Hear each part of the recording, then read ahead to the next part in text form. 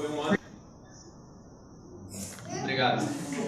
Foi um ano que nós estudamos várias cartas, vários livros interessantes. A gente vai falar um pouco sobre maturidade hoje, onde é que nós chegamos. Mas agora, nesse momento, eu queria agradecer a Deus a vida de cada um aqui, agradecer esse momento de alegria, com celebração aqui de uma ceia juntos, comendo juntos, né?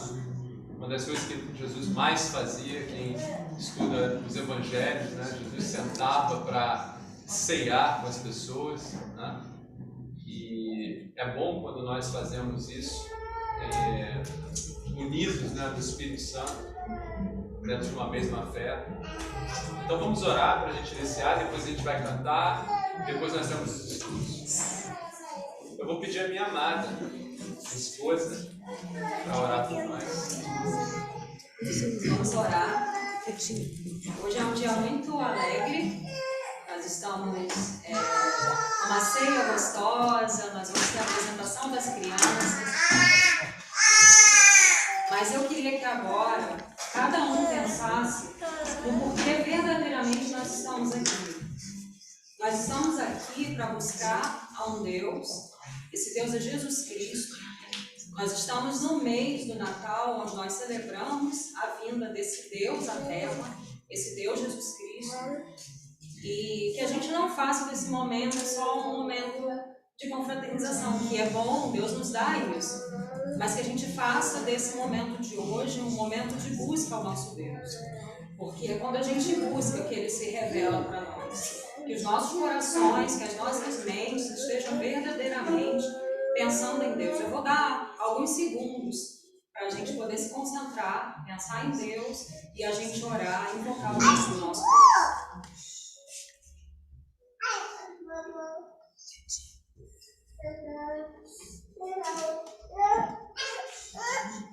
Senhor meu Deus, muito obrigado, Pai, por essa oportunidade, por mais essa noite, por mais um dia de vida que o Senhor deu a cada um de nós que está aqui.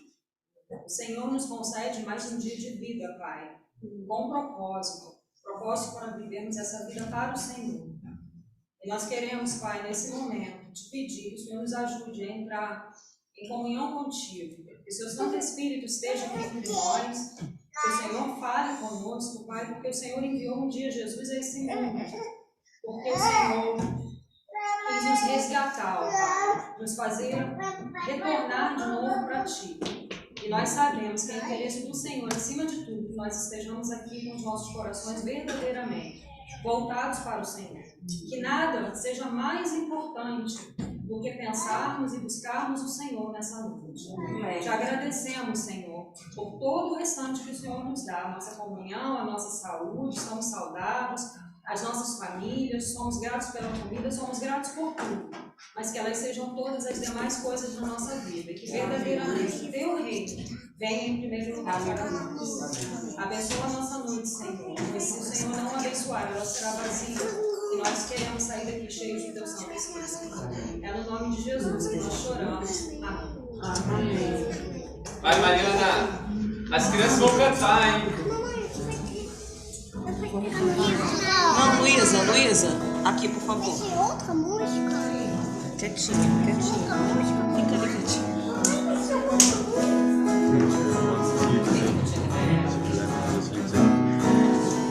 Amém, gente? Podemos ficar de pé para louvar o Senhor?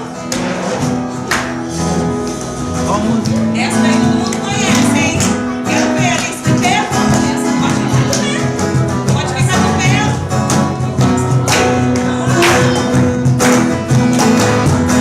Meu coração transborda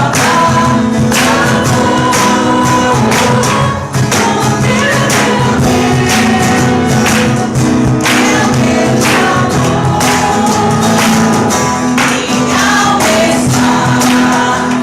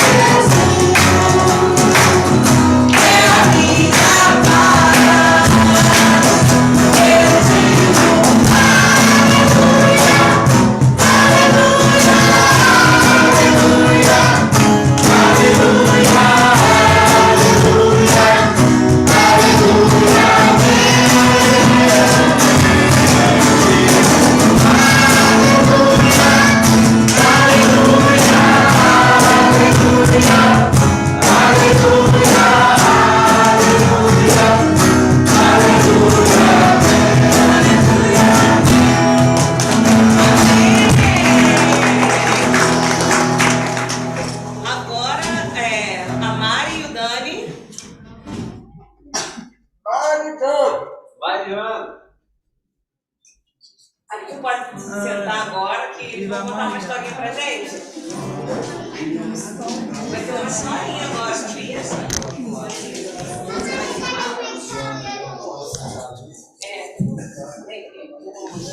Eles vão contar uma história. Que história que eles vão contar? Que história será que eles vão contar agora pra gente? A história da Páscoa. Não sei.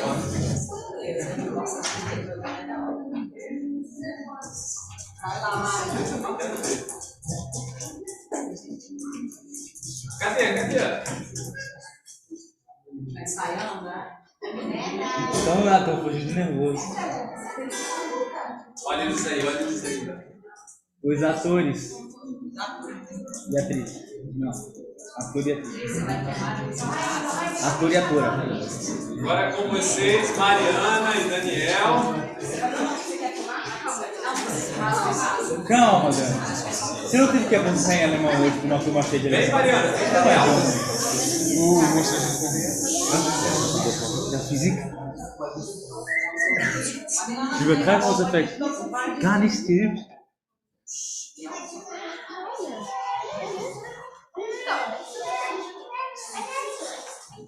Oi, pessoal! Eu disse oi, pessoal! Oi, pessoal! Gente, eu tô muito feliz hoje. Por quê, Dani? Porque a gente tá pertinho do... Natal! Eu espero o ano inteiro pelo Natal. Eu também. Sabe por que é que eu gosto mais do Natal? Porque a gente ganha presentes! Eu até fiz uma lista, viu? Lista de presente? É claro, quer ver? Pra mamãe eu pedi um carrinho, pro papai eu pedi uma boa de controle remoto, pro meu tio João eu pedi um carrão, pro meu padrinho eu pedi um joguinho, pra minha avó Renata eu pedi Daniel! O que foi? Terminou! Não, tem mais um monte de presente que eu pedi. É bom ter parente, né? Esse não é o sentido. Como assim? No Natal não existe pra ganhar presentes. Mas na televisão eles falam, essa é pra mamãe, essa é pro papai. Na televisão, né? O que eles não explicam é que Natal é uma festa de aniversário. Aniversário? Opa, tô dentro. De quem é o aniversário? No Natal nasceu Jesus. Nossa, eu tava me esquecendo. E Jesus veio pra nos salvar e pra ensinar a palavra de Deus. Isso mesmo. Então a festa é de... Jesus! E o que é que ele vai ganhar? Ah, depende. O que é que você vai dar para o menino Jesus? Assim... Não sei. Do que é que ele gosta? Ah, Jesus gosta de muitas coisas, né? Fala aí que a gente compra e dá para ele. O que Jesus gosta não dá para ganhar. Não? Só dá para oferecer. Jesus gosta de criança que se comporta, obedece os pais, que a gente ajude os pobres. Que legal. E Jesus gosta que a gente ame todas as pessoas como os nossos irmãos. Olha, eu tenho uma ideia. Na noite de Natal, vamos todos orar e oferecer nossos corações de presente para Jesus. Iba! Vamos também repartir o que temos com os pobres. Vamos doar alimentos e brinquedos para quem precisa. Assim Jesus vai ficar muito feliz com a gente. Olha, Mari, vamos cantar uma música para Jesus? Vamos! Vamos!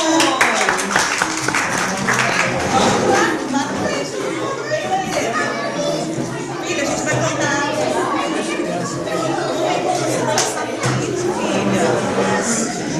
Vai lá, meu pai. Vai lá, isso que eu falar, isso que eu fazer. Vamos embora. Meu jeito,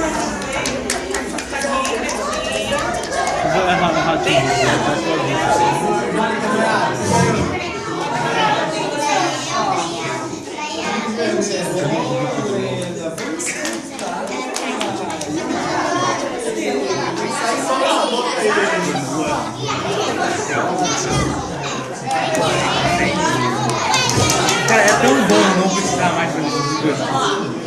Ir lá na frente.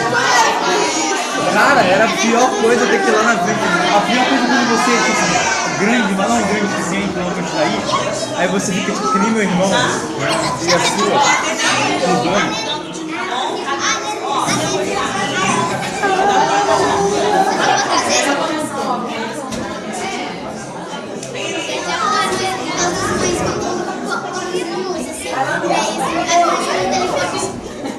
Pode soltar, pode soltar, pode soltar. Mais alto, mais alto, mais alto. Mais alto. Maria.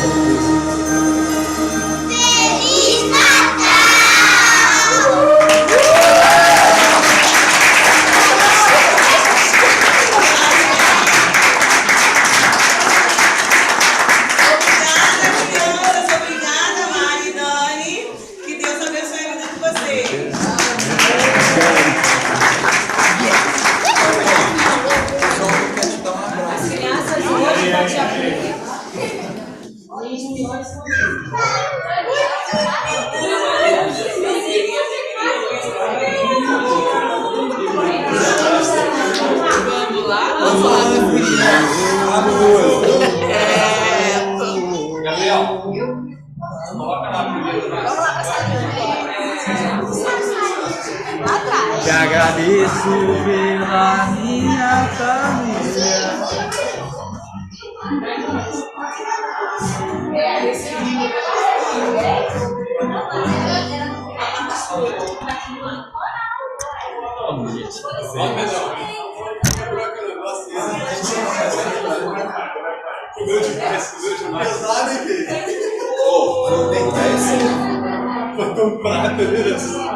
Pô, quebrou?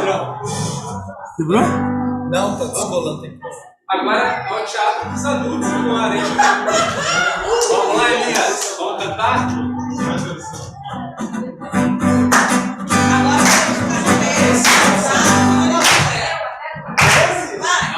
É, me falaram a primeira.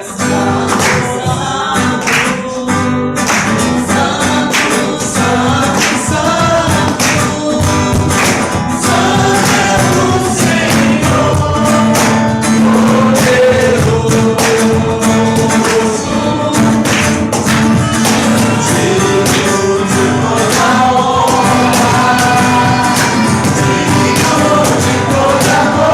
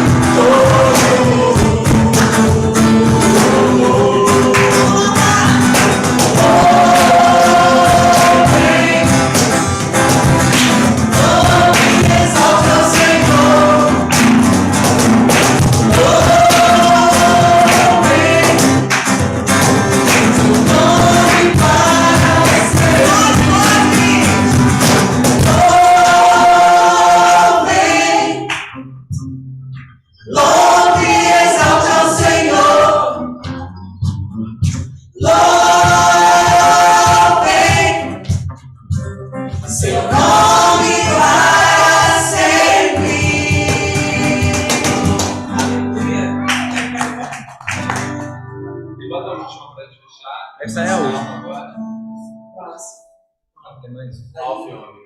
Ah, tá faltando essa aqui também. Não, Depois a eu vou gente falar faz mais no lá. final. Mais duas, então.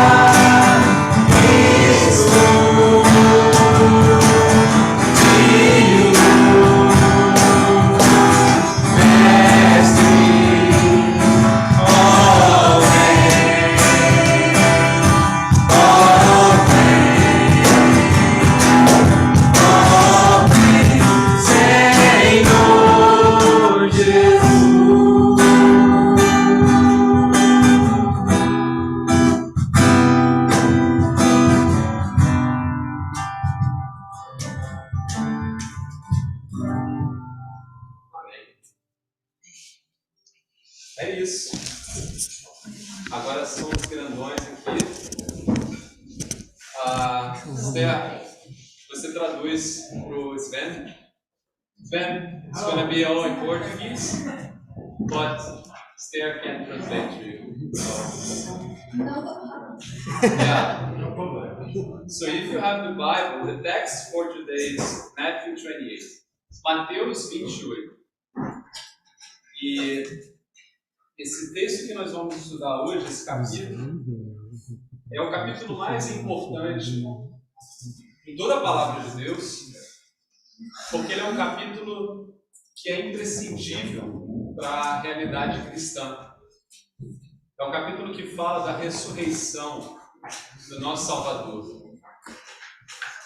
É um capítulo que fala que o nosso Cristo, o nosso Jesus, ele vive, ele reina. Ele está vivo agora, está no meio de nós. Então vamos ter atenção a esse capítulo e a gente vai ler juntos e depois eu vou acompanhar algumas partes. Gabriel, se você quiser projetar, procurar aí Mateus 28. Todo mundo tem Mateus 28?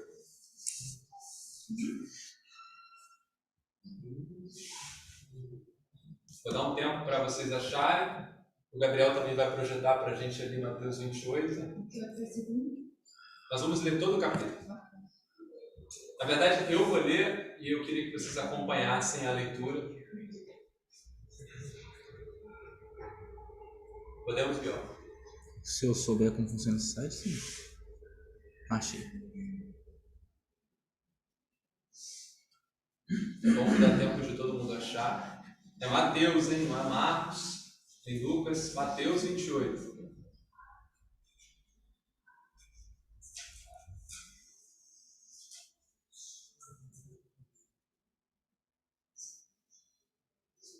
Eu vou seguir então, tá? Eu já achei aqui, peraí. Mateus 28, né? É.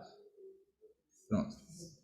Mas ninguém tá vendo. Eu sei. Porque aqui a resolução é muito grande para ele não ver. Tá bom. Então vamos lá, do princípio. Todo mundo consegue ver? Depois do sábado, tendo começado o primeiro dia da semana, Maria Madalena e a outra Maria foram ver o sepulcro. E eis que sobreveio um grande terremoto, pois um anjo do Senhor desceu dos céus.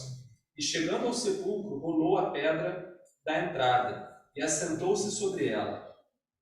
Sua aparência era como um relâmpago, e suas vestes eram brancas como a neve. Os guardas tremeram de medo e ficaram como mortos. O anjo disse às mulheres: não tenham medo, sei que vocês estão procurando Jesus, que foi crucificado. Ele não está aqui, ressuscitou como tinha dito. Venham ver o lugar onde ele jazia. Vão depressa e digam aos discípulos dele: ele ressuscitou dentre os mortos e está indo adiante de vocês para a Galiléia. Lá vocês o verão. Notem que eu já os avisei. As mulheres saíram depressa do sepulcro, amedrontadas e cheias de alegria, e foram correndo anunciá-lo aos discípulos de Jesus. De repente, Jesus as encontrou e disse: salve! Elas se aproximaram dele, abraçaram-lhe os pés e o adoraram. Então Jesus lhes disse: não tenham medo. Vão dizer a meus irmãos que se dirijam para a Galiléia, lá eles me verão. Enquanto as mulheres estavam a caminho, alguns dos guardas dirigiram-se à cidade e contaram aos chefes dos sacerdotes tudo o que havia acontecido. Quando os chefes dos sacerdotes se reuniram com os líderes religiosos, elaboraram um plano, deram aos soldados grande soma de dinheiro, dizendo-lhes: vocês devem declarar o seguinte: os discípulos dele vieram durante a noite e furtaram o corpo enquanto estávamos dormindo. Se isso chegar aos ouvidos do governador, nós lhe daremos explicações e livraremos vocês de qualquer problema.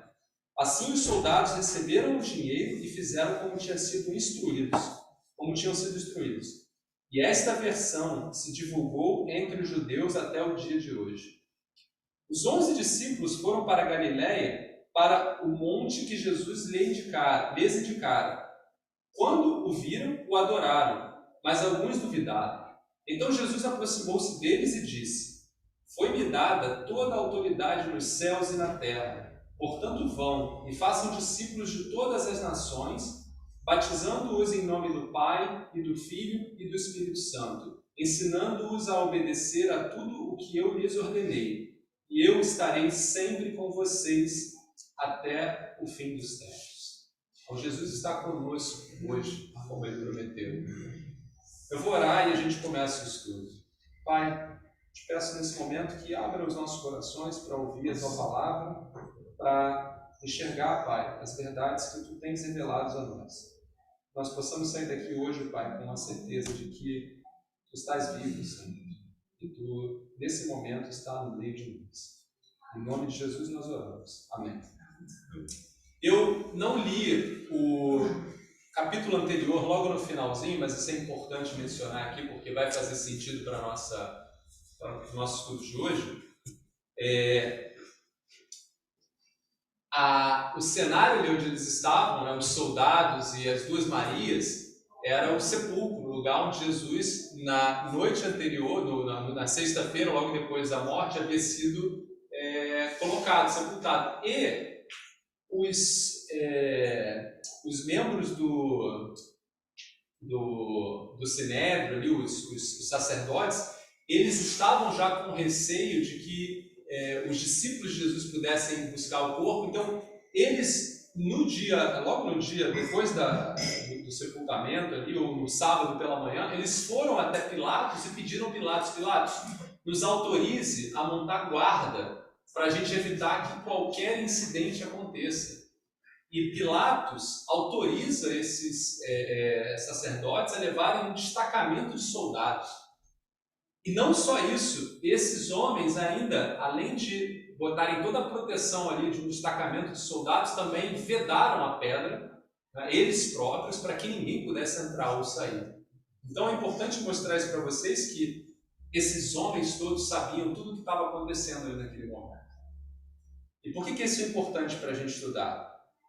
Dentro desse texto aqui, acho que a pergunta para a gente hoje, no mundo de hoje, é: o que é necessário? O que é necessário para uma pessoa, para um homem, crer em Jesus Cristo, crer em Cristo, crer em Jesus? O que é necessário? A gente está nesse capítulo hoje, e é o capítulo mais importante de toda a palavra. É um capítulo que fala da ressurreição, fala de Cristo vivo. Paulo vai dizer que se Cristo não tivesse ressuscitado, então a mensagem seria totalmente inválida. A mensagem não faria sentido, porque Cristo não teria vencido a morte e não teria nos libertado dessa prisão que é a morte. Mas aqui a gente tem um relato de Cristo vivo. Isso é uma verdade. Então a pergunta é: o que é preciso para o homem para enxergar uma verdade? Por que eu faço essa pergunta? Porque nessa história aqui, nesse momento aqui, nós temos duas representações de homens. Nós temos as duas Marias e nós temos os soldados. Eu quero mostrar para vocês que as duas Marias representam os servos, aqueles que creem em Cristo, tá? Os seus discípulos, os seus seguidores. E do outro lado nós temos os soldados, que vão representar o mundo. E nós vamos entender isso. Repara que no verso 5, na verdade no verso 2, a gente tem um efeito, ou um evento, né, sobrenatural acontecendo ali. Nós temos um terremoto, que já não é uma coisa tão trivial, um evento da natureza, um terremoto. Nós temos um anjo do Senhor que desce do céu, ele aparece. Esse anjo, ele tira a pedra da entrada, a pedra que havia sido selada pelos homens. Esse anjo tinha aparência como um relâmpago e as suas vestes eram brancas como a neve. E a cena era tão impactante que o texto diz que os guardas, quando viram essa cena, eles tremeram de medo e ficaram como se fossem mortos.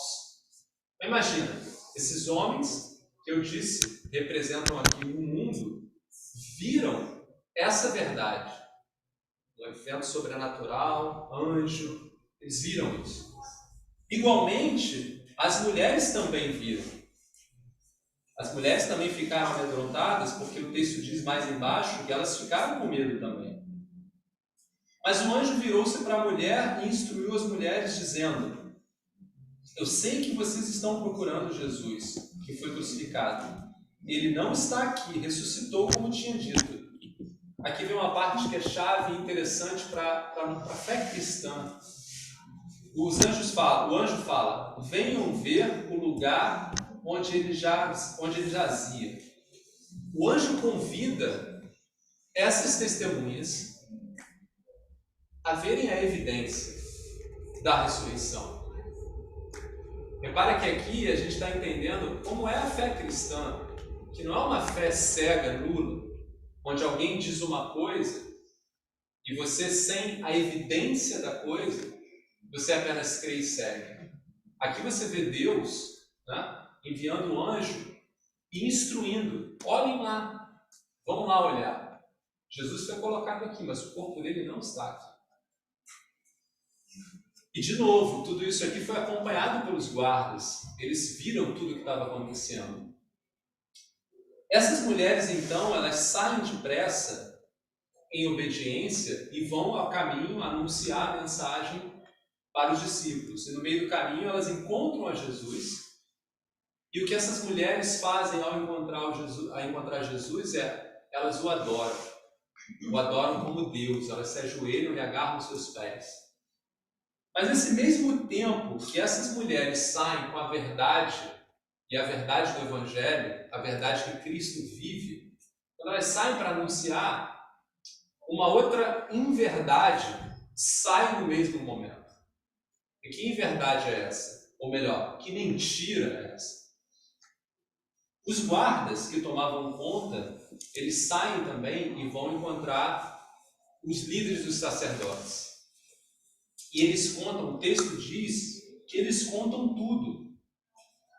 Se a gente olhar lá no verso 14, o texto diz: e contaram aos chefes dos sacerdotes tudo o que havia acontecido. Até esse momento aqui, esses homens estavam contando a verdade. Com evidência, eles viram que o corpo não estava lá, eles viram que houve um tremor de terras, que o anjo apareceu, a rocha que havia sido colocada no lugar foi tirada pelo... Eles viram tudo isso e eles contaram essa verdade. Mas aqui acontece o padrão do mundo, que Paulo vai falar lá em Romanos, eu vou mostrar para vocês. Os chefes dos sacerdotes se reuniram com os líderes religiosos e elaboraram um plano. E você pode substituir esse plano aqui por uma mentira. Elaboraram uma mentira. É por isso que a gente diz que Satanás é o pai da mentira. O mundo vive hoje debaixo de mentiras. E essa é a principal delas. E ela foi elaborada. Vocês veem que essa mentira não tem evidência. Porque olha só o que eles vão dizer. Deram aos soldados uma grande soma de dinheiro. Ou seja, a mentira, diferente da verdade, ela precisa ser comprada. Ela não é aceita. A mentira ela é comprada. A segunda coisa, no verso 13, dizendo-lhes: vocês devem declarar o seguinte: os discípulos dele vieram durante a noite e furtaram o corpo enquanto estávamos dormindo. Repara que eu relembrei aqui o capítulo 27, o final. Foi exatamente isso que eles fizeram, que eles foram falar com Pilatos para que não acontecesse. Eles foram garantir que essa mentira que eles estão agora declarando, ela não acontecesse. O próprio Pilatos poderia ter dito a eles: peraí, mas como vocês estão me dizendo que eles roubaram o corpo, se vocês estavam lá com um destacamento? Tem coisa errada aí. Repara, a mentira não tem evidência. O princípio da mentira é a compra, não a evidência. O princípio da verdade é a evidência. Eu não sei quanto a vocês, mas eu gosto muito de avaliar o padrão das discussões no mundo, né? No mundo que eu digo na nossa sociedade, principalmente discussões relacionadas à nossa fé, à fé cristã, a caminhada com Cristo e a caminhada do homem independente, né? Como serviu. E você escuta mentiras do tipo: eu não quero uma vida aprisionada, eu quero ser livre. Como se no mundo nós fôssemos livres. Ninguém no mundo é livre. E a palavra de Deus já diz isso. A palavra de Deus diz que ou nós servimos a Deus ou servimos ao mal. De modo que não há nenhum livre. E por que eu falo que não há nenhum livre?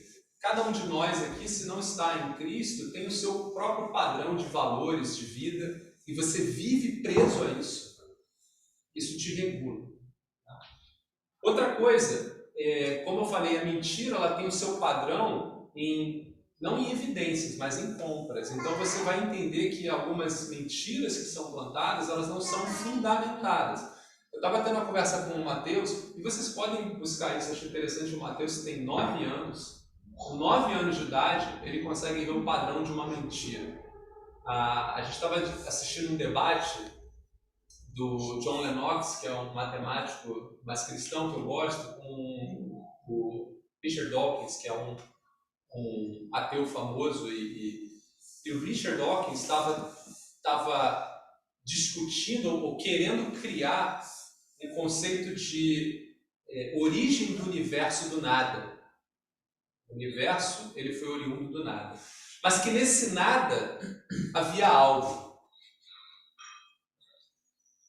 E eu conversando com o Mateus, perguntando, e o Lennox ele faz assim, mas espera aí, me define o que é esse nada com algo. Porque eu conheço nada, mas o nada com algo, para mim é algo, não é nada. E ele continuou insistindo que esse nada é um nada especial, porque é um nada que tem algo. E o Mateus, com 9 anos, me perguntou, mas pai, como o nada pode ter algo? Eu falei, pois é, meu filho, também não sabemos. Então repara que nas inverdades, ou nas mentiras que são plantadas no mundo, a base delas é a compra. Você precisa comprar isso. Precisa comprar as pessoas com seus títulos e posições. Você compra as pessoas para que elas aceitem essa ideia. Mas a verdade tem evidência. E as evidências são mostradas. Então, nesse caso aqui, uma das evidências que são mostradas aqui é o anjo fala, venham e olhem o túmulo. Ele não está aqui. Mas o que é importante para a gente nesse texto, o mais importante desse texto aqui, é essa parte que vem agora. Dentro dessa mentira, o texto diz assim, então,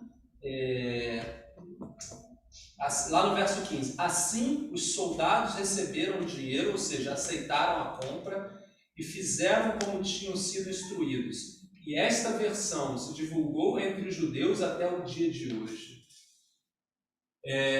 A primeira coisa que a gente precisa observar aqui é os soldados, num primeiro momento, eles viram a verdade. Num segundo momento, eles plantaram a mentira. E da verdade que eles viram para a mentira que eles começaram a propagar, existiu no meio ali uma decisão desses soldados. Eles tiveram a opção de, mesmo com tudo que aconteceu ali, declarar a verdade, mas preferiram declarar a mentira. E Paulo vai dizer por que isso acontece. Se a gente ler lá em Romanos,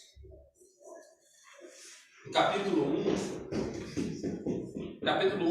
de Romanos, eu não peguei a referência aqui, mas eu vou abrir para a gente rapidinho, capítulo 1:17, Isaac.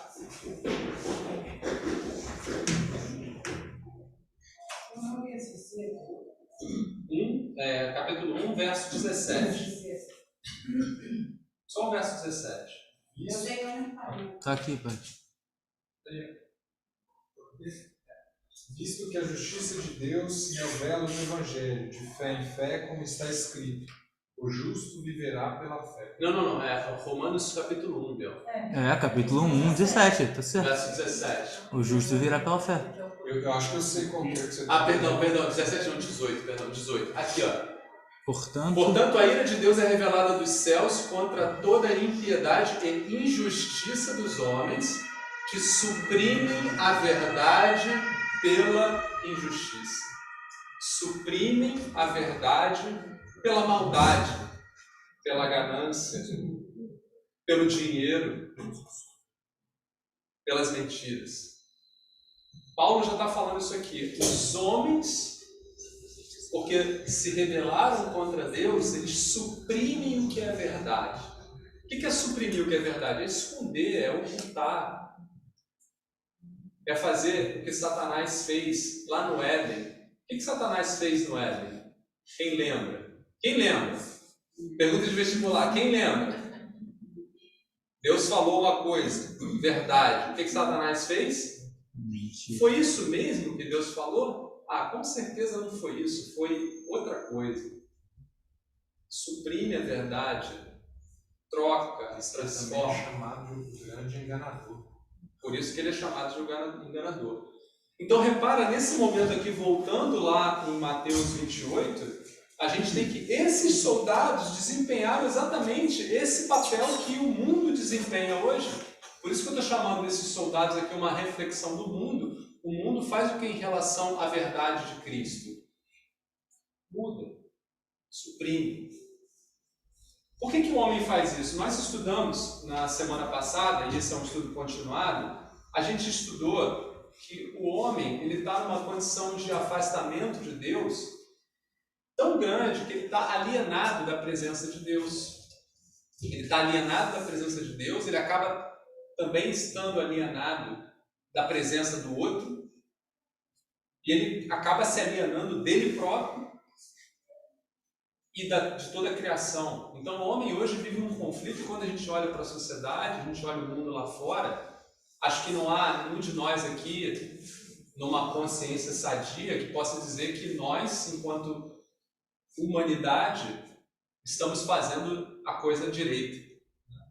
A quantidade de maldade que nós fazemos no passar do tempo, né? Se a gente imagina que, uma vez eu perguntei a um amigo extremamente ateu, você imagina, extremamente ateu, não considera Deus impossível, você imagina que nós, enquanto sociedade, estamos evoluindo para o que é bom? E ele não tem como dizer isso. À medida que nós evoluímos como espécie, tecnologia, ciência, educação, as coisas não melhoram, elas pioram. Já perceberam isso? Já conseguiram ver que a gente tem muito mais mortes, né? Inversamente proporcional à ciência que nós desenvolvemos? Se o desenvolvimento de ciência levasse a um crescimento positivo da sociedade, nós teríamos um problema de escassez de alimento no mundo hoje, porque não teria alimento para todos. Não só isso, né? Mas a gente não tem esse problema, por quê? Porque a gente mata demais, a gente tem violência demais, a gente tem desumanidades demais, Às vezes não é nem só a questão do matar, né? Porque quando você mata, você acaba que termina com o sofrimento, né? O que você tem hoje é uma sociedade que, infelizmente, está doente. Eles estão sofrendo e são mortos em vida, o que é pior, porque o sofrimento não passa. E se a gente olhar os passos da sociedade, se a gente conseguir, né? Olha como era um pouco no passado, talvez os mais antigos entre nós vão perceber, a gente já passou por um momento onde alguns valores absolutos eram de fato absolutos. Vou dar um exemplo, a relação de pai e filho já foi absoluta.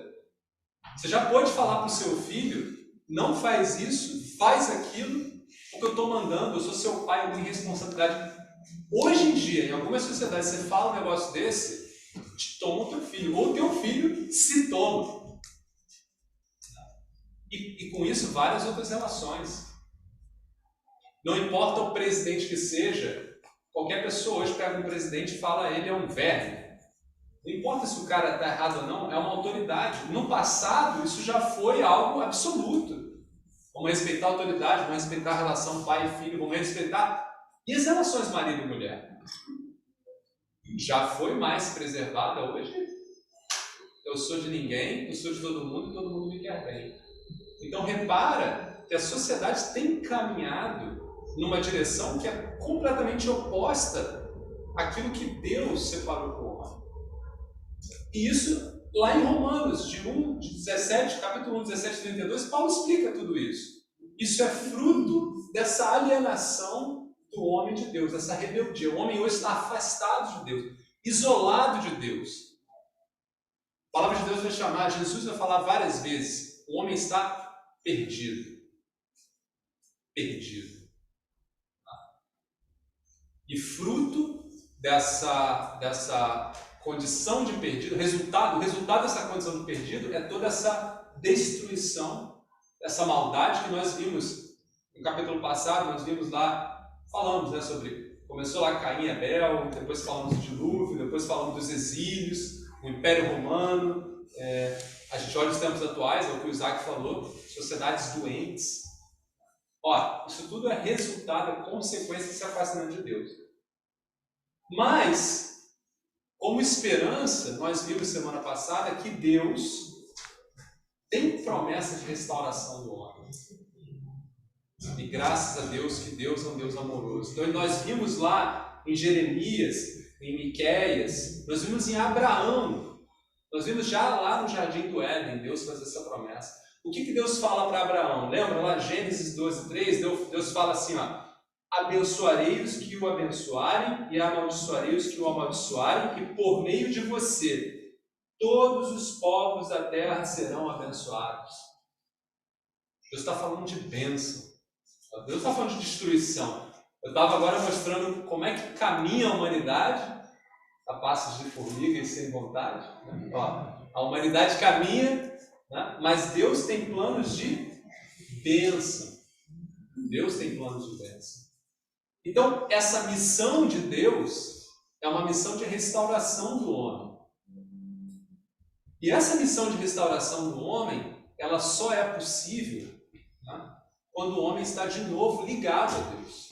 Porque a gente já viu, o homem sem Deus, ele vai para a destruição, mas o homem com Deus, ele abençoa e é abençoado por Deus. Então Deus, ele percebe o seguinte, né? Esse homem precisa vir a mim, mas esse homem não tem como me encontrar. Então eu vou encontrá-lo. Eu vou buscá-lo. E aí a gente lê lá em João 3:16 e 17. Porque Deus amou o mundo de tal maneira que deu o seu Filho unigênito, para que todo aquele que nele crê não pereça, mas tenha a vida eterna. Pois Deus enviou o seu Filho ao mundo, não para condenar o mundo, mas para que este fosse salvo por meio dele. Então Deus, que havia feito a promessa, toma a iniciativa de cumprir a promessa. Ele vem ao mundo. E no que ele vem ao mundo, ele começa esse ministério em Cristo. Agora a gente está falando do nosso Salvador, Cristo. Dia 24, nós vamos comemorar o nascimento de Jesus. Isaías vai dizer, quem conhece Isaías de cor, Isaías 9:6 e 7, que um filho se nos deu, que um filho nasceu. Não. Menino. Porque um menino, um filho se nos deu, um menino nos nasceu, e o principado está sob o seu comando. Seus ombros. Seu nome será. Eu não lembro o nome. Maravilhoso Conselheiro, Deus forte, Príncipe da Paz. Eu sei alguns, eu não sei todos. Não, na ordem. Nós vamos treinar isso pro dia 24. Vou ensinar uma música pro Biel, que ele não vai esquecer isso mais. E você vai gostar da música, detalhe. Então, Jesus desde que não seja que nem a música dos Deus veio da Bíblia. Veio como menino, mas era Deus, o homem Deus. Mas Jesus viveu aqui, e Jesus morreu aqui. E enquanto Jesus estava aqui, o seu ministério, a gente pode chamar o seu trabalho, a sua missão, foi uma só. Qual foi a missão de Cristo enquanto ele esteve aqui? Olha, ele mesmo fala, olha a lição dele. A minha comida é fazer a vontade daquele que me enviou e concluir a sua obra. Olha como Jesus coloca a missão dele. A minha comida, o meu alimento, o que me sustém, o que me mantém vivo, é fazer a vontade do meu Pai e cumprir a obra que é dele. Qual é a vontade do Pai e a obra do Pai? Qual é a vontade do Pai? Entendido. A gente já passou por ela. Resgatar todos. Resgatar todos. E Jesus veio para resgatar todos. Então Jesus vai dizer, ó, lá em Lucas 4:43, é necessário que eu pregue as boas novas do reino de Deus em outras cidades também, porque para isso fui enviado.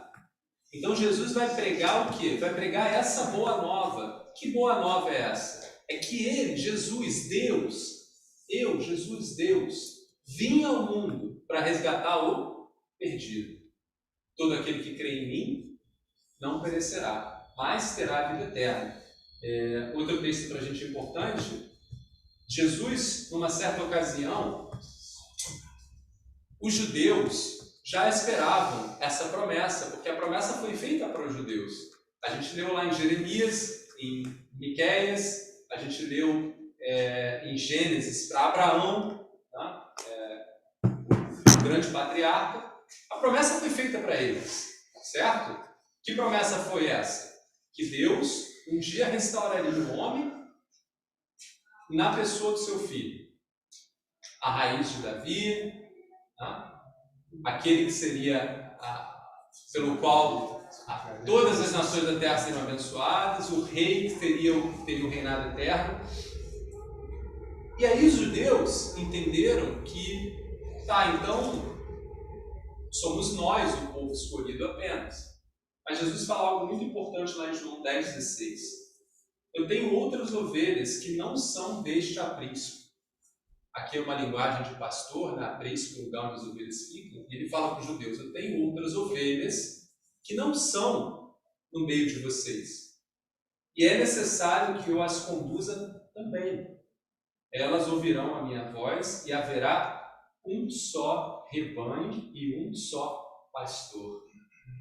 Ou seja, isso aqui não precisaria ter sido dito aos judeus, porque a palavra que é dita para Abraão, que é o patriarca dos judeus, é que todos os povos da terra seriam abençoados. Não eram só os judeus, mas aqui Jesus reforça. Eu tenho ovelhas em outros povos da terra, não só no meio dos judeus. É que Jesus está dizendo, todos são alvo do meu ministério. Então a missão de Jesus era essa, fazer a vontade daquele que o havia enviado, Deus Pai. E Jesus, durante todo o seu período, pregou o arrependimento, né? Arrependam-se dessas atitudes más e creiam em mim, creiam que eu sou Deus, porque todo aquele que crê em mim, esse será salvo. Mas aí a gente chega, o ministério de Cristo chega ao fim, na sua cruz. Nós cristãos sabemos que na cruz de Cristo, por ele ter vivido um ministério puro, imaculado, ele não pecou, e por ele ter entregue seu sangue por nós pecadores, agora nós temos a possibilidade de estar justos com Deus, justificados com Deus. Mas precisamos crer no seu nome. Mas faltava algo, e por isso que esse capítulo ele é muito importante. Porque a morte ainda era o aprisionamento do homem. Porque a palavra de Deus diz que o salário do pecado na vida do homem é a morte. E essa morte, até a cruz de Cristo, era uma morte eterna. Mas na cruz de Cristo, porque Cristo vence a morte, todos aqueles que creem em Cristo têm vida.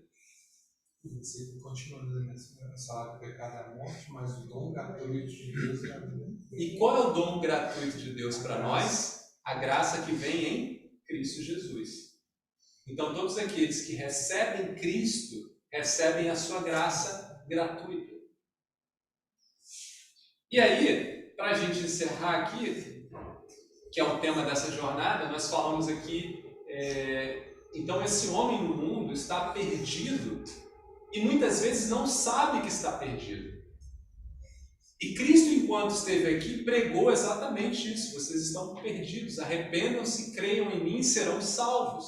E muitos desses homens tiveram seus olhos abertos. Dá um grande exemplo? Paulo. Paulo, enquanto perseguia a igreja, ele estava perdido, ele estava debaixo de uma mentira. Ele cria que a igreja, que Jesus e os discípulos de Jesus eram baderneiros, eram aqueles que buscavam a separação. Mas num dado momento, quando Jesus, no caminho de Damasco, fala com Paulo, aquele momento ali, a verdade que é Cristo, Cristo é a verdade. Aliás, ele próprio diz, né, eu sou o caminho, a verdade, ou seja, a verdade aparece para Paulo de tal forma que Paulo, naquele momento ali, ele é resgatado. Então, o que acontece com Paulo, acontece com cada um de nós. Em algum momento da nossa vida, nós fomos resgatados. Em algum momento da nossa vida, a verdade ela fez sentido dentro da mentira que nós vivíamos. Mas aí a pergunta agora, a pergunta importante. Como nós refletimos na verdade? Porque Paulo foi abordado por Cristo e muitos desses irmãos na época de Cristo, Cristo tinha seus discípulos, viram seus, mas e nós? Como aconteceu conosco?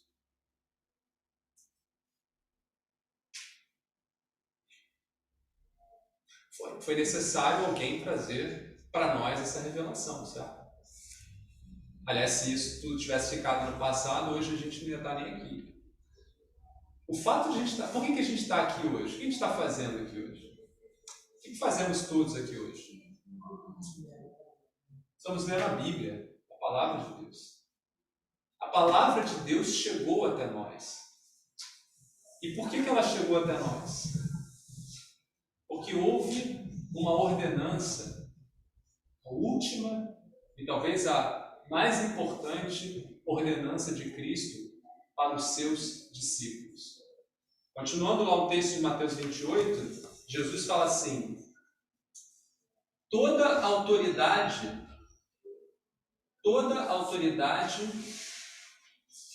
é me dada dos céus. É me dada toda a autoridade. Foi-me dada toda a autoridade nos céus e na terra.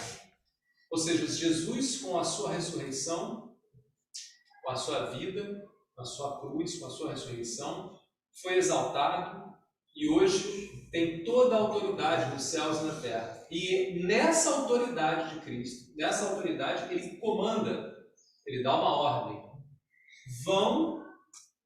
Façam discípulos de todas as nações, batizando-os em nome do Pai, do Filho e do Espírito Santo, ensinando-os a obedecer a tudo o que eu lhes ordenei. E eu estarei sempre com vocês até o fim dos tempos. Jesus, nesse momento, ressurreto, ele reúne os discípulos e agora ele dá uma missão. Uma missão. Jesus estava em missão. E ele mesmo fala quando ele estava aqui fazendo a vontade do Pai que o havia enviado, e agora que ele é ressurreto, agora que ele ascende aos céus, ele envia os seus discípulos. E aqui, o meu entendimento, como falei na semana passada, é não somente para os 11 que estavam aqui, mas para todos nós, porque o texto diz aqui no final: e eu, Jesus, estarei sempre com vocês até o fim dos tempos. Ou seja, não foi só até o fim daquela época, até o fim da vida de João, de Paulo. Nem Paulo estava aqui. E Paulo foi enviado por Jesus. Então, todos os discípulos de Jesus têm essa missão ordenada por ele. Que missão é essa? A missão que nos resgatou. A missão que chegou até nós. Por que a palavra chegou até nós e hoje somos discípulos de Jesus? Porque alguém veio. Alguém proclamou essa verdade. E por que isso é importante? Por que é importante proclamar essa verdade? Vocês viram no texto aqui que nesse momento no texto, nesse momento na história, nós temos uma verdade que foi proclamada e nós temos uma mentira. Percebem? No mesmo momento, uma mesma situação, a verdade foi proclamada, mas a mentira também foi. E a mentira, diz o texto, que acompanha a humanidade até hoje. Por isso, que se a gente não enxerga essa missão de Jesus em nós, que somos os seus discípulos, somos a sua igreja, a gente está permitindo que essa mentira seja propagada de geração a geração. E a gente sabe que essa mentira ela tem como propósito o quê? Manter o homem perdido. E o homem perdido vai buscar o que para si próprio? A destruição. Então, se a humanidade caminha para essa destruição e nós, que conhecemos a verdade, não proclamamos a verdade, nós não estamos participando da missão de Deus em Cristo Jesus. Nós não estamos participando da missão de Deus em Cristo Jesus. Não estamos. Aí vocês podem falar, Demetrios, mas o que é participar da missão? Você está dizendo que a gente tem que fazer trabalho missionário? Eu não falei nada de trabalho missionário. Só estou falando de uma missão direta que é proclamar o Evangelho de Cristo, fazer discípulos, ensinar, batizar, fazer missão entre fronteiras, isso é só uma forma. Alguns têm esse dom. Eu não sei se eu teria de ir para algum lugar estranho e ficar lá falando com pessoas que eu nem conheço, não sei se eu teria. Isso é só uma forma. Missão de ir cruzar fronteiras, igual os missionários que a gente ajuda, é uma forma de proclamar, mas não é a única. Você quer ver um exemplo? Onde é que a gente faz missão? Trabalho em casa? Em casa. É o primeiro lugar. Casa é o primeiro lugar. Por que em casa? Porque em casa você tem sua mulher, seus filhos, você senta, vocês estudam juntos, vocês abrem a palavra de Deus. O que é a missão de Deus? É conhecer a Cristo, que é o próprio Deus. E como eu conheço a Cristo? Estudando a sua palavra. Olha, interessante aqui, proclamar o Evangelho para todas as pessoas é um chamado para todos os cristãos. Todos, sem exceção. Portanto, a gente precisa atender alguns critérios. O primeiro deles é estar sempre preparado. Lá em 2 Timóteo 4, de 2 a 5, Paulo, quando está terminando o ministério dele, e vocês sabem que Paulo foi um missionário. Foi não só um missionário local, mas foi também um missionário entre fronteiras. Mas chegou um momento que Paulo teve que passar o bastão. Assim como Jesus comandou os 11 que estavam com ele, Paulo tinha alguns com ele que ele comandou diretamente. Olha o que Paulo vai dizer para Timóteo. Eu nem peguei a primeira parte do texto, lá 2 Timóteo 4, 2, 5, mas ele, na primeira parte do verso 8, já fala assim, eu exorto você solenemente em Deus e Jesus Cristo. Paulo já dá logo, carteirado, não sou eu sozinho que estou falando, é Cristo, Deus, exorto você. E aí vem a exortação. Pregue a palavra, esteja preparado a tempo e fora de tempo. Repreenda, corrija, exorte com toda a paciência e doutrina. Um pouquinho mais abaixo ele diz: você seja sóbrio em tudo, suporte os sofrimentos, faça a obra de um evangelista, cumpra plenamente o seu ministério. Isso é Paulo que, acabando o seu ministério de pregar a palavra, está instruindo o seu discípulo a fazer o mesmo. A gente tem um outro texto também interessante que está em Colossenses 4, 2, 6, que diz assim, dediquem-se à oração, estejam alertas e sejam agradecidos. Ao mesmo tempo, orem também por nós, para que Deus abra uma porta para a nossa mensagem, a fim de que possamos proclamar o ministério de Cristo, pelo qual estou preso. Orem para que eu possa manifestá-lo abertamente, como me cumpre fazê-lo. Aí ele continua dizendo para esses irmãos: sejam sábios no procedimento para com os de fora. Aqui são os de fora do aprisco, ou seja, nós aqui somos os cristãos, mas tem um mundo lá fora. Sejam sábios no procedimento com estes.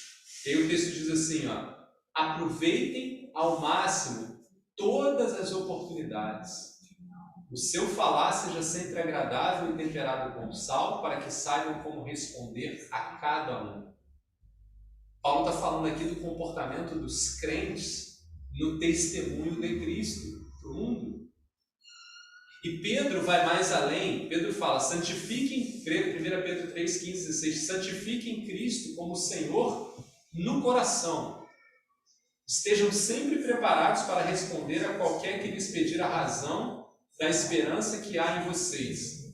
Contudo, façam isso com mansidão e respeito, conservando boa consciência, de forma que os que falam maldosamente contra o bom procedimento de vocês, ou que estão em Cristo, fiquem envergonhados de suas calúnias.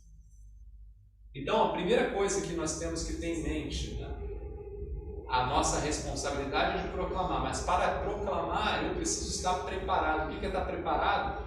A gente leu aqui várias vezes, está em constante oração, dando bom testemunho do nosso comportamento como cristão, porque se eu abro a boca, e eu devo abrir a boca para proclamar, mas o mundo olha para mim e fala, poxa, mas isso que você está me dizendo não é o que você vive.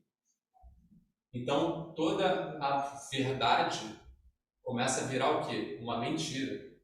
Porque se ela não é verdade primeiro para mim que vivo, como é que eu quero vender como verdade para o outro? Então a verdade precisa ser primeiro para aqueles que creem. A segunda coisa que é importante a gente ver, nós temos que ter a característica de Cristo. Então nós temos que ter Cristo em nós para que a gente possa proclamar. E existe uma característica de Cristo que é fundamental nesse trabalho. Eu falei semana passada. Se você soubesse que um amado seu, um filho, um amigo, esposa, se você soubesse que ele vai amanhã morrer, e você hoje tem uma palavra para ele que pode salvar a vida dele amanhã, você deixaria de falar com ele? Alguém deixaria? Você correria lá, né? Correria. Você daria seu jeito. Maluco, vou dar meu jeito, mas eu não vou deixar de dar essa palavra para ele. Nós temos milhares de pessoas que estão morrendo. Hoje pode ser a última oportunidade. E a gente não tem esse sentimento em nós, não tem essa dor em nós. Sabe por que a gente não tem essa dor em nós? Porque essas pessoas ainda não são nossos amados. Essas pessoas são amados do nosso Senhor Jesus. Ele ama essas pessoas. Ele se entregou por ela, mas nós ainda não amamos. E sabe por que nós não amamos verdadeiramente? Porque ainda há pouco de Cristo em nós. E a principal característica que nos faria correr atrás dessas pessoas é a compaixão que Cristo demonstrou em todo o seu ministério. Cristo sentou com os pecadores.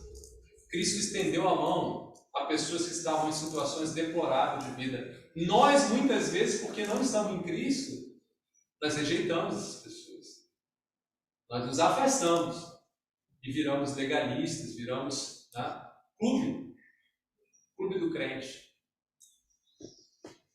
Então, sem Cristo verdadeiramente em nós, essa compaixão que é dele, somente dele, pelo perdido, não nasce. E se ela não nasce, eu não tenho interesse. Eu fico em casa. Olha o que o texto diz em 1 Coríntios 9, 22 e 23. Isso é Paulo falando. Olha Paulo que tinha as marcas de Cristo na sua vida. Para com os fracos tornei-me fraco, para ganhar os fracos. Tornei-me tudo para com todos, para de alguma forma salvar alguns. Faço tudo isso por causa do Evangelho, para ser co-participante dele. O texto é maior. Paulo diz aqui que ele se fez grego para os gregos, se fez judeu para os judeus. Paulo esmerou-se para resgatar alguns.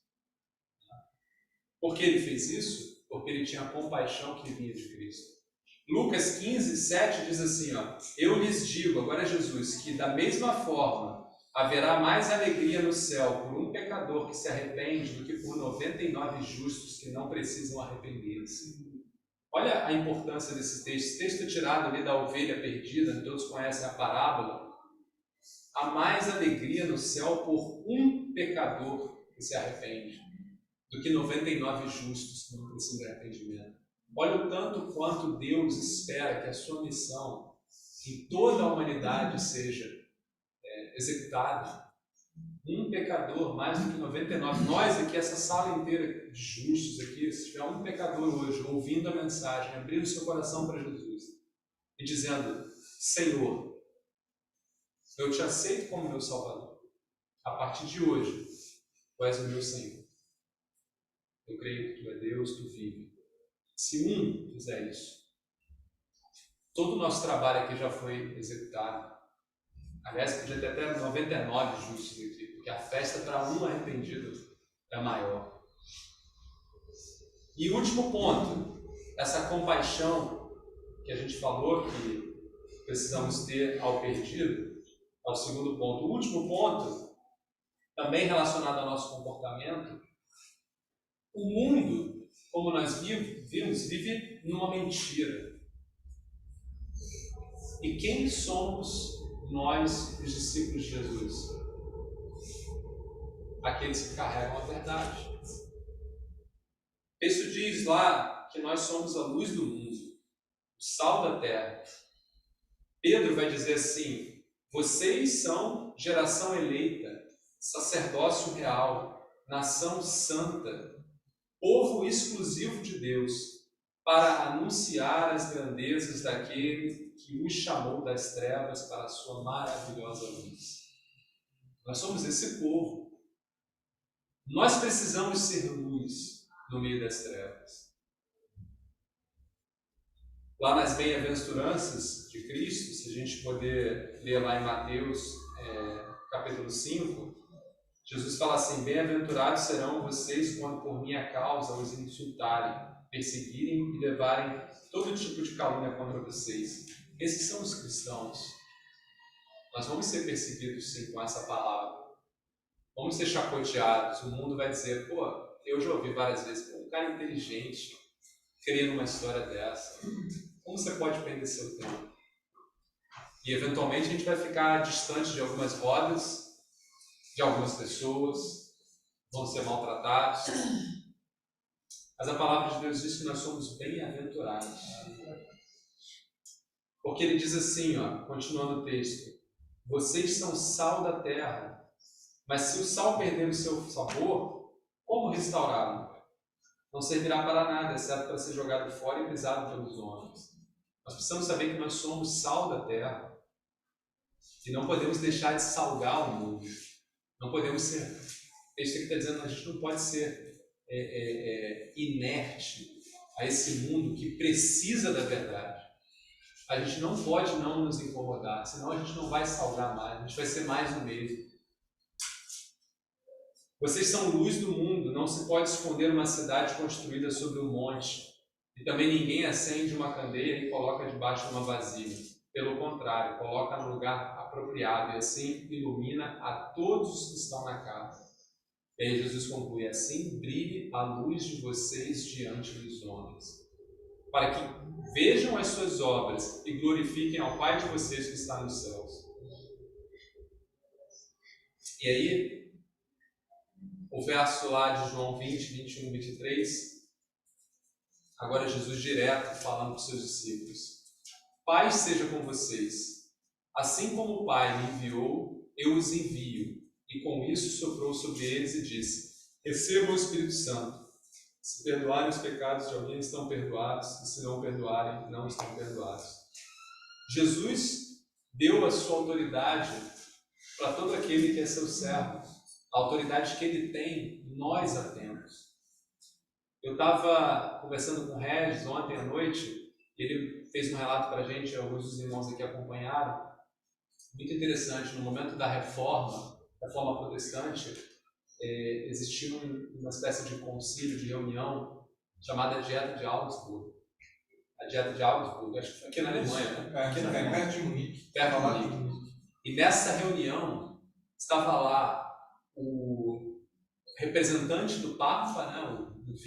O alto clero, o Duque de Augsburg, ou seja, toda a igreja, né? A gente pode falar assim, todo o poder ali constituído, e meia dúzia de irmãos.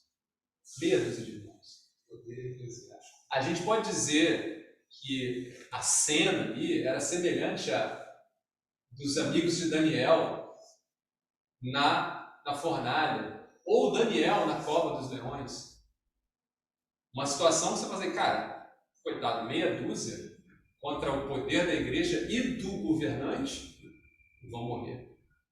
Vocês vão morrer. Mas esses irmãos tinham autoridade dada por Cristo.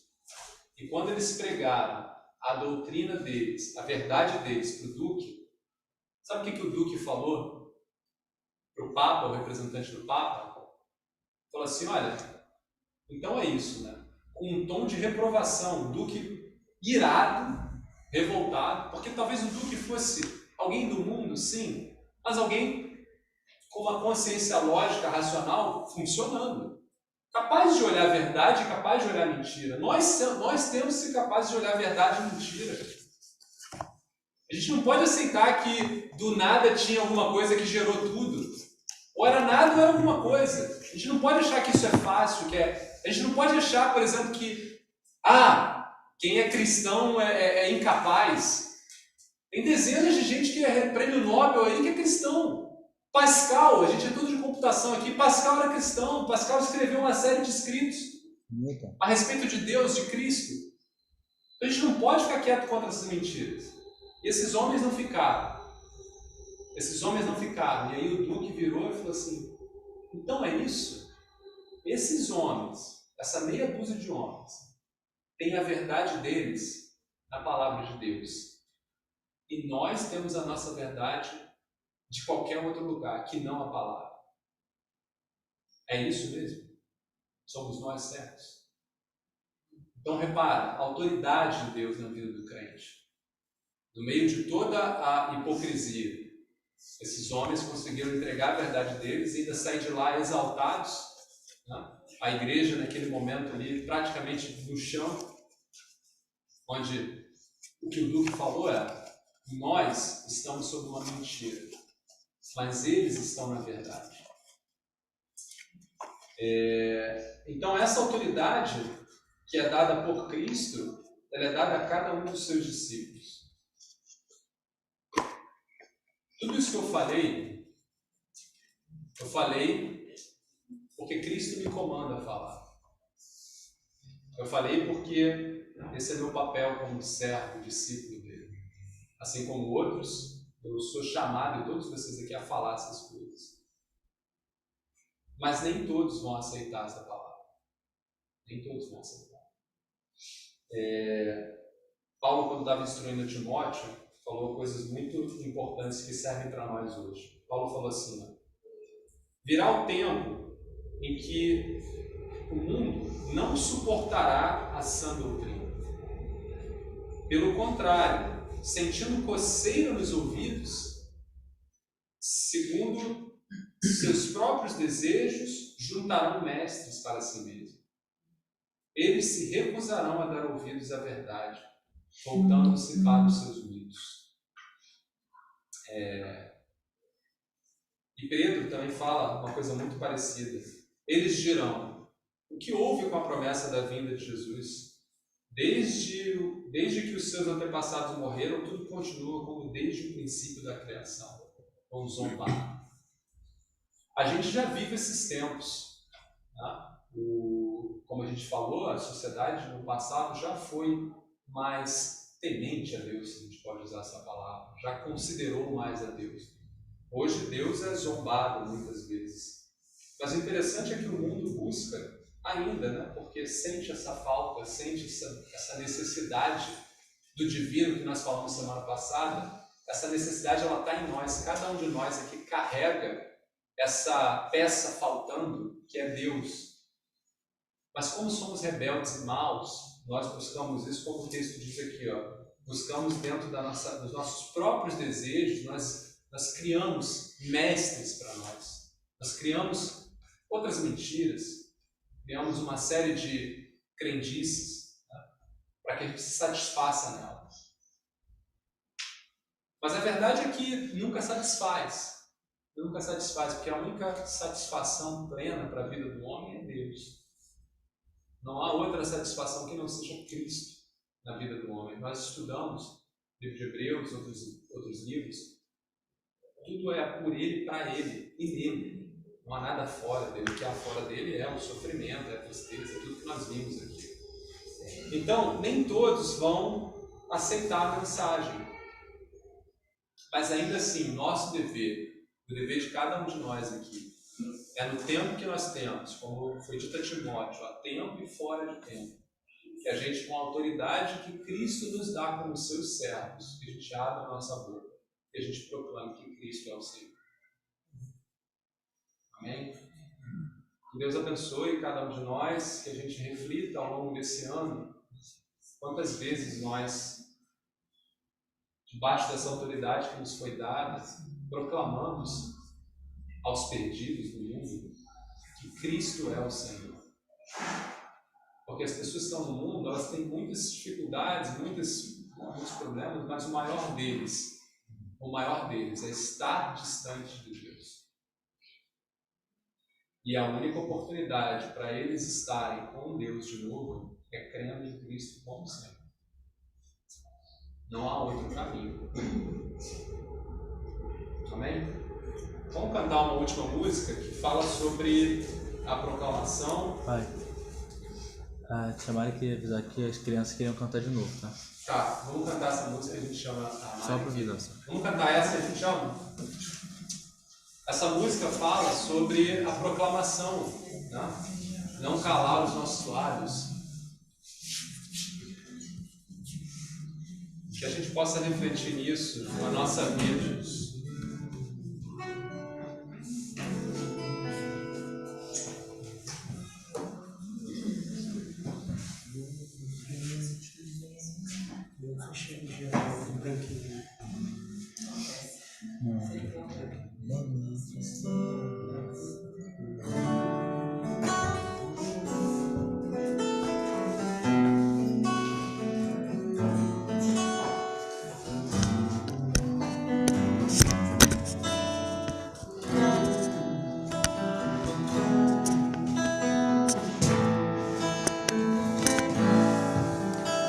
Não vou calar meus lábios, vou profetizar,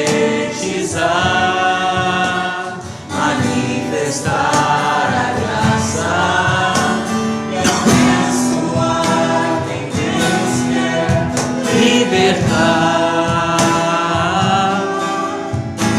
Não vou calar meus lábios, vou profetizar,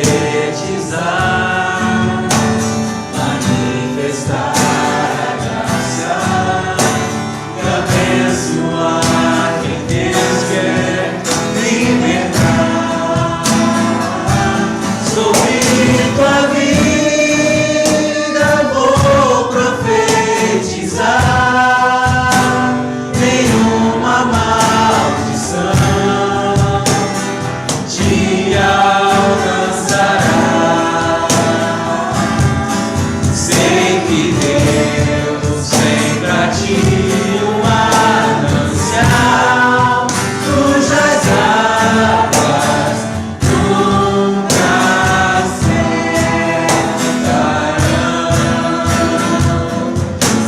Sei que Deus tem pra ti um manancial, cujas águas nunca secarão.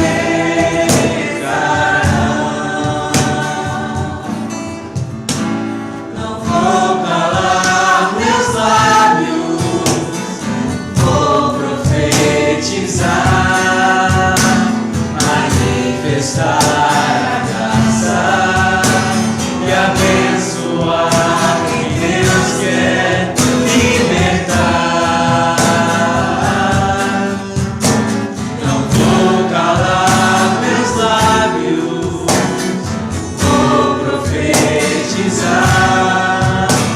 manifestar a graça e abençoar quem Deus quer libertar. Sobre tua vida vou profetizar, nenhuma maldição te alcançará. Sei que Deus tem pra ti um manancial, cujas águas nunca faltarão. Sei que Deus tem pra ti um manancial, cujas águas nunca secarão.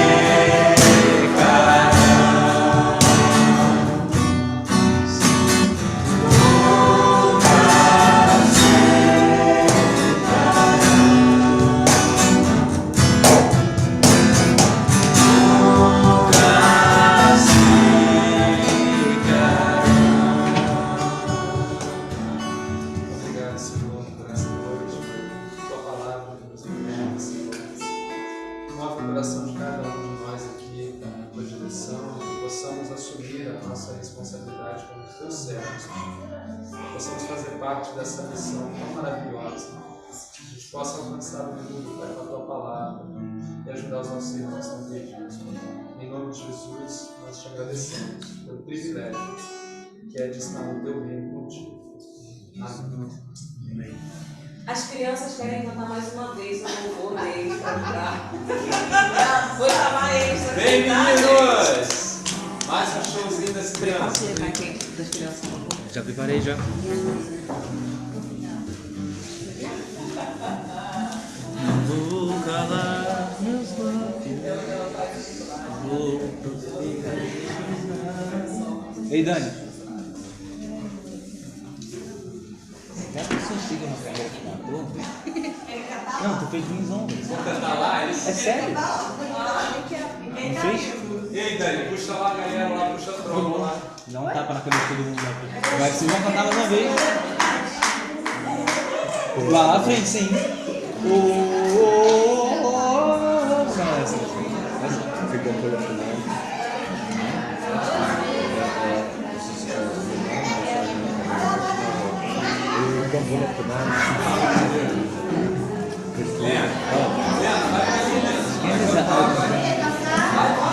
Vai, Luiz.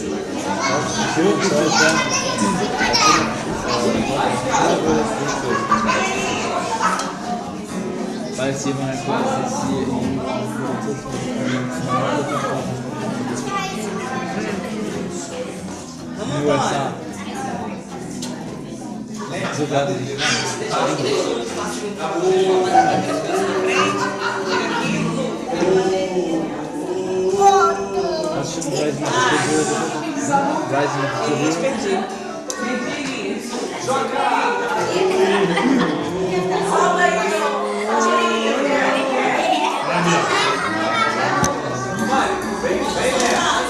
Pode soltar?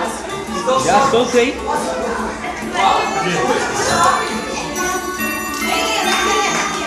Vamos sonhar e se alegrar, as estrelas do céu vão brilhar. Olha, descer. Luz de paz, luz de amor, brilha Deus, nosso Senhor. Cerrado de vida, Papai do céu, melhor presente pra você.